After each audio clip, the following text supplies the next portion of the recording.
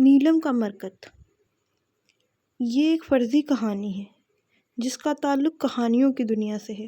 اس کا کوئی واقعہ، کوئی کردار حقیقی نہیں ہے۔ رات گہری اور سرد تھی۔ موسم سرما کی پہلی بارش تھی۔ ہر سو سناٹے اور خاموشی کا راج تھا۔ بارش صرف برس نہیں رہی تھی بلکہ چھاچو چھاچ برس رہی تھی، اور اس طوفانی بارش کے خطرے کا ثبوت اس کی بوند بوند کا ترچھا ہونا۔ کڑکتی بجلی گھروں میں بند لوگوں کے دلوں کو بھی کپکپانے پر مجبور کر رہی تھی۔ آسمان اتنا سیاہ رنگ اور ابر آلود تھا کہ ہر اٹھتی نظر سہم کر زمین پر جم جاتی تھی جہاں اس بارش نے سیلاب کا منظر پیش کر رکھا تھا۔ ہر بندہ بشر کی زبان پر کلمہ خیر تھا۔ روئے زمین پر دھڑکنے والا ہر دل کپکپا رہا تھا۔ ایسے ہی منظر میں کچھ حیران کن تھا جو ٹھٹکنے پر مجبور کر رہا تھا۔ کچھ تھا جو اس منظر کے خلاف تھا۔ کیا تھا وہ؟ کون تھا وہ جس کے اندر اس ہولناک اور دھڑکتے قلوب کی دھڑکنوں میں ارتعاش کا پیدا کر دینے والے اس طوفان نے بھی ہلکی سی دہشت قائم نہ کی تھی؟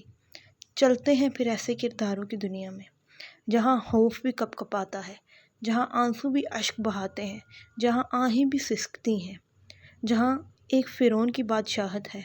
ہاں، فرعون، 21ویں صدی کا فرعون۔ شاید نہیں، بلکہ یقیناً نہیں۔ فرعون نے تو گھر کا بچہ بچہ مارا تھا، اور اس نے ہر گھر کا چراغ بجھانے میں کوئی کسر نہیں چھوڑی تھی۔ اس نے بچے، عورتیں، جوان، بزرگ، کسی کو نہ بخشا۔ وہ بخشنے والوں میں سے تھا ہی نہیں۔ اس حساب سے تو وہ فرعون سے بھی برتر تھا۔ وہ انسان نہیں تھا، وہ خود کو انسان نہیں کہتا تھا۔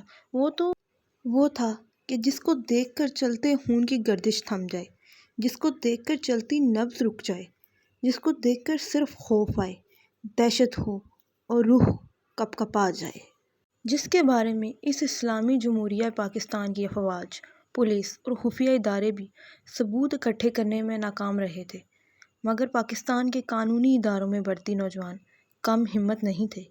ہر مشن کی ناکامی پر بھی وہ ہمت ہارنے والوں میں سے نہیں تھے۔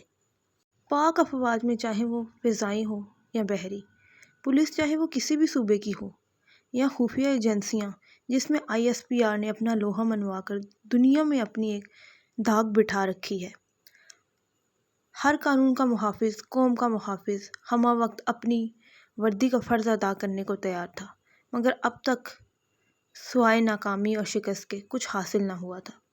کڑ کڑ کڑ بجلی کی چمک نے اس گپ سیاہ اندھیرے میں ایک لمحے کی روشنی کر دی۔ ایک ہلکی سی چنگاری کی مانند یہ بجلی کڑکی اور اس کی بوسیدہ عمارت کا زینہ چڑھتے ایک مغرور شخص کے مضبوط لیدر کے جوتوں پر پڑی، بالکل سیاہ رنگ کے جوتے۔ اس کی چال سے ہی تکبر، گھمنڈ اور غرور ٹپک رہا تھا۔ وہ اکیلا یہ زینے نہیں طے کر رہا تھا۔ بجلی ایک بار پھر پوری ہولناکی سے کڑکی تھی۔ ایک بار پھر روشنی پیدا ہوئی جو سیدھا اس شخص کے ساتھ گھسیٹے جانے والے ایک قطعی رنگ کے لباس میں ملبوس نوجوان پر پڑی تھی، جس کی حالت سے بخوبی اندازہ لگایا جا سکتا تھا کہ اس پر چند لمحات قبل بری طرح تشدد کیا گیا تھا۔ اس نوجوان کی شرٹ اس قدر پھٹ چکی تھی کہ اس کا تن ڈھانپنا ناممکن ہو چکا تھا۔ اس کی کمر پر گرم لوہے کے آلے سے جیسے کسی نے بے دردی سے نشان ڈال رکھے تھے۔ اس کے جسم پر موجود نشان چیخ چیخ کر اس بات کی گواہی دے رہے تھے کہ اسے لوہے کی زنجیروں سے پیٹا گیا تھا۔ ہونٹ پھٹے پڑے تھے، یہاں تک کہ نچلے لب کا گوشت امڑ کر منہ سے باہر لٹک رہا تھا۔ ناک سے خون لکیروں کی مانند بہے چلا جا رہا تھا۔ اس کے پیر ننگے تھے جن کے تلووں پر آبلے پڑے تھے، موٹے موٹے دانے پانی سے بھرے پڑے، جیسے جیسے وہ مغرور دیوتا اسے زینوں سے گھسیٹتا اوپر لے جا رہا تھا، اس کے جسم سے خون بہہ بہہ کر ان راستوں پر نشان چھوڑ رہا تھا۔ قدموں کی دھمک اس 3 منزلہ قدیم بوسیدہ اور رہائش گاہوں سے میلوں فاصلوں پر موجود عمارت میں گونج رہی تھی۔ وہ مغرور دیوتا اس نوجوان کو گردن سے دبوچے ہوئے تھا، پھر بھی اس کے چہرے پر کہیں مشقت کے آثار نہ تھے۔ اس شخص کے پیچھے سیاہ وردیوں میں ملبوس، ہاتھوں میں لیدر کے دستانے پہنے اور بھاری AK-47 رائفلز تھامے مضبوط جوتوں سے دھمک کی آواز پیدا کرتے کوئی 10-12 افراد تھے۔ ان کے چہرے چھپے ہوئے تھے۔ وہ مغرور دیوتا اچانک تیسری منزل کے سرے پر آ کر رک گیا تھا۔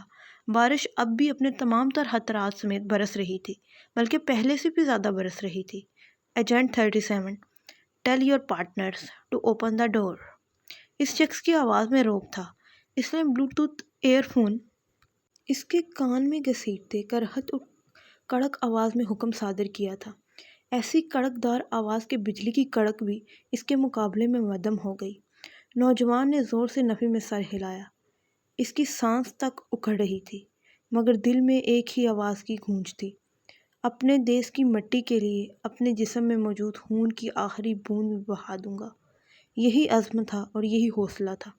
اس مغرور دیوتا نے ایجنٹ 37 کی گردن کے گرد اپنی گرفت اور مضبوط کر لی، اتنی مضبوط کہ اس کے منہ سے خون فوارے کی مانند ابل کر باہر نکلنے لگا۔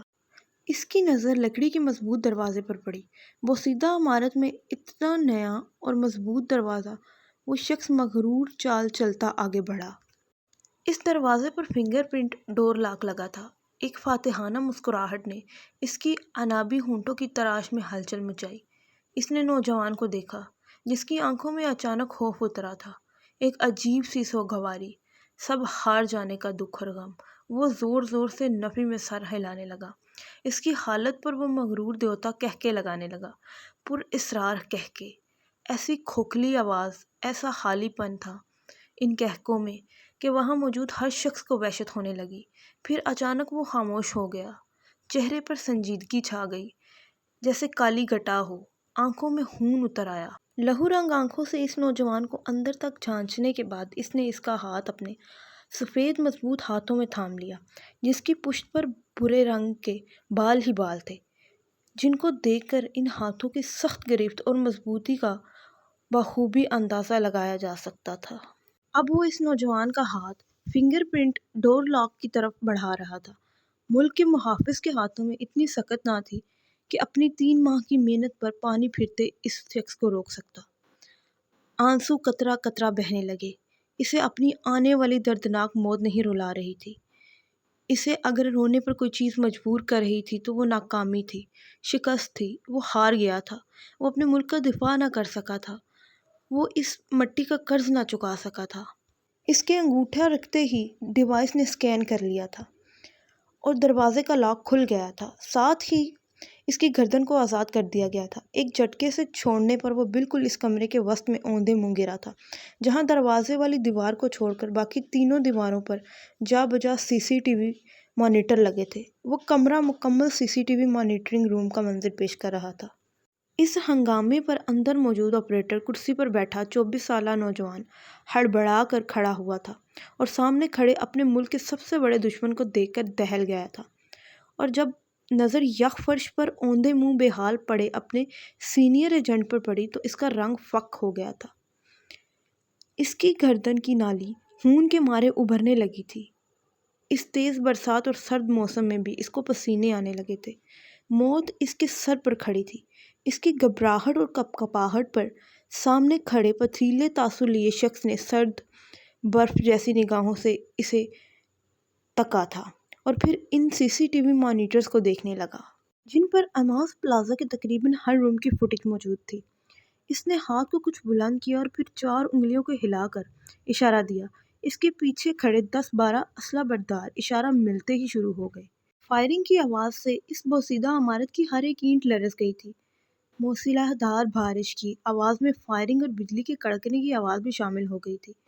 منظر مزید ہولناک ہو گیا تھا۔ کمرے میں موجود ہر مانیٹر کی سکرین کرچی کرچی ہو کر سیمنٹ کے فرش پر بکھر چکی تھی۔ 24 سالہ جونیئر ایجنٹ کانوں پر ہاتھ رکھے دبکا بیٹھا تھا۔ اس کا پورا وجود کانپ رہا تھا۔ شیشے کی کرچیاں اس کے سر اور پیٹھ پر گری تھیں۔ اس مغرور شخص نے پھر اشارہ دیا۔ فائرنگ کی آواز تھم گئی۔ ایک دم خاموشی چھا گئی، ایسی خاموشی کہ سوئی گرنے کی بھی آواز آئے۔ وہ مغرور شخص آہستہ آہستہ مگر مضبوط قدموں سے آگے بڑھنے لگا۔ جونیئر ایجنٹ اور اس کے درمیان ایجنٹ 37۔ وہ اس کے اوپر ہی قدم جماتا 24 سالہ نوجوان کی طرف بڑھا۔ وہ جیسے ہی ایجنٹ 37 کی گردن اور کمر کے آبھار کے درمیان کھڑا ہوا، خون ابل کر اس کے منہ سے نکلتا فرش کو آلودہ کر گیا۔ اب وہ جونیئر ایجنٹ کے بالکل سر پر کھڑا تھا، پھر ہلکے سے جھک کر اس کے بالوں کو مٹھی میں دبوچتے چہرہ اونچا کیا۔ آنکھوں سے دیکھتے تھے نا میرے خفیہ کارنامے، اوور سرد ٹھہرے لہجے میں گویا ہوا۔ ٹھا کی آواز فضا میں بلند ہوئی۔ اس نے ایک ایک بلٹ اس کی دونوں آنکھوں میں اتار دی، پھر اس کے بال چھوڑ کر پلٹا اور ایجنٹ 37 کے پاس آ رکا۔ جوتے کی نوک سے اس کے اوندھے پھڑے وجود کو سیدھا کیا۔ 1 2 3 وہ فائر کرتا رہا، یہاں تک کہ ایجنٹ 37 کا پورا سینہ گولیوں سے چھلنی ہو گیا۔ بڑے بڑے گول دائرے نما سوراخ اس کی چھاتی پر ظاہر ہونے لگے۔ تم نے غلطی کی ایجنٹ 37، مجھے انسان سمجھے تھے۔ میں انسان نہیں ہوں، درندہ ہوں، درندہ۔ تم لوگوں کے خون کا پیاسا۔ وہ پنجوں کے بل بیٹھا اس کے مردہ جسم کو نفرت سے دیکھتا دانت پیس کر گویا ہوا۔ میں تم انسانوں کے دل چیر کر رکھنے کا حوصلہ رکھتا ہوں، اور تم مجھ سے کھیلنے چلے تھے۔ اس نے ایجنٹ 37 کے سوراخوں سے بھرے سینے پر زور سے ہاتھ مارا۔ وہ اچھل کر پھر دہ گیا تھا۔ اس نے 2-3 سوراخوں میں شہادت کی انگلی ڈال کر کھینچ لی۔ اس کے آس پاس تمام گن مین ویسے ہی روبوٹ کی طرح کھڑے تھے۔ جب انگلی خون سے مکمل بھر گئی تو اس نے سیمنٹ کے یا ٹھنڈے فرش پر ایم لکھا اور پھر انگلی اس کے سینے میں گھسا کر ترکی اور تھوڑے فاصلے پر اے کے ساتھ زی لکھا اور دھیرے سے ہونٹوں کو زنبش دی۔ منہاج از ضحاک۔ دنیا مجھے ایم از کے نام سے جانتی ہے۔ ایک بے ہنگم کہکا لگا کر وہ فاتحانہ مسکراہٹ لیے وہاں سے نکلنے لگا۔ اس کی چال میں اب کی بار سرشاری کی کیفیت بھی تھی۔ وہ عمارت کے آخری سرے پر پہنچا جب ایک گن مین وہاں پہلے سے ہی اس کے لیے چھتری لیے کھڑا تھا۔ سامنے سڑک پر اندھیرا ہی اندھیرا تھا، بجلی کڑکی اور سڑک کا منظر صاف نظر آیا، جہاں ایک لمبی قطار میں 4 اسلحہ بردار گاڑیاں کھڑی تھیں۔ ایک سب سے آگے بلیک چمچماتی پراڈو تھی، وہاں 4-5 اسلحہ بردار بھی کھڑے تھے۔ اگلے ہی لمحے تمام گاڑیاں ایک ہی سیدھ میں چل پڑیں۔ سڑک پر کھڑا بارش کا پانی ان کے پہیوں سے اچھلتے دور دور تک جا گرا، جس کا شور وقتی تھا۔ قدیم عمارت میں 2 نعشیں بے یار و مددگار پڑی تھیں۔ بارش شراب عرش ہے یہ سوچ کر عدم بارش کے سب حروف کو الٹا پی گیا۔ یا الہی خیر ہو، میرے مولا بس اپنی رحمت کی برسا۔ سائکا نے کھڑ کھڑ کی آواز پیدا کرتے کھڑکی کے دونوں پٹ تھام کر زور سے کھینچتے بند کیے۔ کمرے میں پھیلی LED بلب کی روشنی موسم کی دہشت کو کچھ حد تک کم کر رہی تھی۔ درمیانہ سا کمرہ جس کی دیواروں پر جا بجا مختلف قسم کے چارٹس اور کارڈز لگے تھے۔ ایک پوری دیوار عجیب و غریب اقسام کے پتھروں کی تصاویر سے بھری پڑی تھی۔ ایک کونے پر چھوٹا سا بیڈ تھا، اس کے ساتھ والی دیوار کے ساتھ الماری، رائٹنگ ڈیسک اور ایک بک شیلف تھا، جس میں سے نصف اردو ادب سے بھرا پڑا تھا، اور اس میں بھی زیادہ تر سفر نامے جن میں ابن انشا کے چلتے ہو تو چین کو چلیے، دنیا گول ہے، نگری نگری پھرا مسافر اور دیگر ادبا کے بھی شامل تھے۔ کچھ اردو کے مشہور ناول پڑھے تھے، جن میں اردو ادب کا پہلا ناول ڈپٹی نذیر احمد خان کا مرات العروس اور عبدالحلیم شرر کے تاریخی ناول مرزا ہادی رسوا کا امراؤ جان ادا، عزیز احمد کے خون، مرگ، آگ، شبنم اور گریز شامل تھے۔ غرض یہ کہ اس بک شیلف کے مالک کا ذوق قابل دید تھا۔ اس کے ساتھ والی دیوار سے ملحق دروازہ اٹیچ واش روم کا تھا۔ گڑیا اٹھ جاؤ، اب بابا جان کھانے پر بلا رہے ہیں، دادو بھی انتظار کر رہی ہیں۔ سائکا نے چھوٹے سے بیڈ کے وسط میں کمبل دبکے وجود کو ہلایا اور خود بھی اس کے ساتھ برابر آ بیٹھی۔ آپی پلیز ابھی ہمیں نہ اٹھاؤ، ہم نے نہیں کھانا۔ وہ وجود ٹس سے مس نہ ہوا، کمبل ابھی بھی اس کے چہرے پر تھا۔ آپی کی جان، برسات تھم چکی ہے، تم تو ویسے بھی گھر میں ہو، محفوظ ہو، پھر یہ خوف کیسا؟ سائکا نے کمبل کے اوپر سے ہی اندازاً اس کا سر تھپتپایا۔ خوف؟ نہیں تو۔ اس نے ہلکے سے کمبل کو دونوں مٹھیوں میں جکڑ کر سرکایا۔ اس کی گول بادامی ساخت لیے ہلکے سبز رنگ کی آنکھیں، جن پر گھنی خمار سیاہ پلکیں پردہ کیے ہوئے تھیں، کمبل سے جھانکنے لگی۔ اب وہ اٹھ کر اپنے سرہانے بیٹھی سائکا پر جم گئی تھی۔ ہم خوفزدہ تو نہیں ہیں، آپ تو جانتی ہیں نیلم بہت بہادر ہے۔